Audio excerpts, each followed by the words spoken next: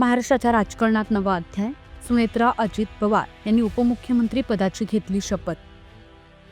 महाराष्ट्राच्या राजकारणात आज एक महत्त्वाचा टप्पा गाठला गेला असून सुनेत्रा अजित पवार यांनी अधिकृतपणे महाराष्ट्र राज्याच्या उपमुख्यमंत्री पदाची शपथ घेतली.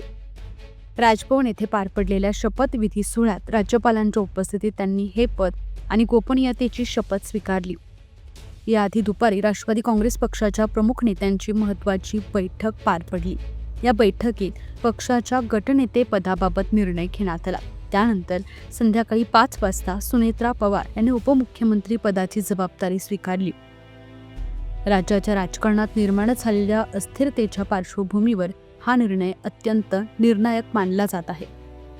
शपथविधी सोहळ्याला मुख्यमंत्री देवेंद्र फडणवीस, मंत्रिमंडळातील वरिष्ठ मंत्री, राष्ट्रवादी काँग्रेस तसेच मित्र पक्षांचे अनेक नेते उपस्थित होते.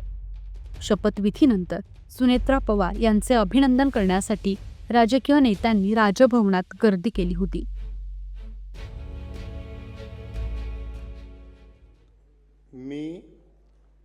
मी सुनेत्रा अजित पवार गांभीर्यपूर्वक प्रतिज्ञा करते की कायद्याद्वारे स्थापित झाले आहे अशा भारताच्या संविधानाबद्दल मी खरी श्रद्धा व निष्ठा बाळगीन. मी भारताची सार्वभौमता व एकात्मता उन्नत राखीन. मी महाराष्ट्र राज्याची उपमुख्यमंत्री म्हणून माझी कामे निष्ठापूर्वक व सद्विवेक बुद्धीने पार पाडेन आणि संविधान व कायदा यानुसार सर्व तऱ्हेच्या लोकांना मी गांभीर्यपणे व निपक्षपातीपणे तसेच कोणाच्याही विषयी ममत्वभाव किंवा आकस न बाळगता न्याय वागणूक देईन.